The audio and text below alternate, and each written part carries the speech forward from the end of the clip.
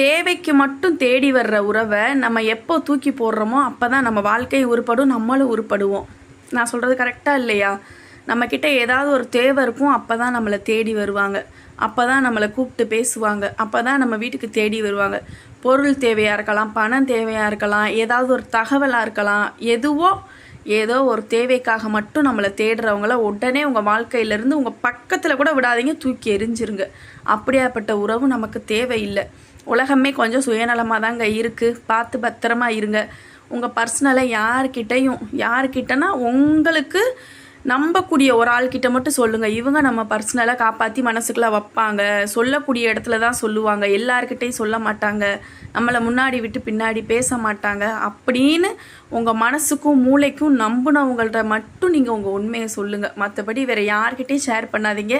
நீங்களே கூட வீட்டுக்குள்ளே உட்காந்து அழுகுங்க. சந்தோஷமாக இருந்தால் நீங்களே சிரிங்க. அந்த சந்தோஷத்தை யார்கிட்டையும் ஷேர் பண்ணாதீங்க. ஏன்னா எல்லாரும் நம்ம நல்லா இருக்கணும்னு நினைக்க மாட்டாங்க.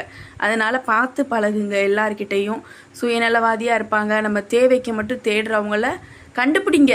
நம்ம மூளைக்கும் நம்ம அறிவுக்கும் எட்டும் இல்லை. இவங்க நம்மக்கிட்ட தேவைக்கு தான் தேடுறாங்க, இவங்க நம்மக்கிட்ட ஒரு காரியம் இருக்குது, அதனால தான் நம்மக்கிட்ட பேசுகிறாங்க, நம்மக்கிட்ட பழகுறாங்கன்னு உங்கள் மூளைக்கு எட்டுமே.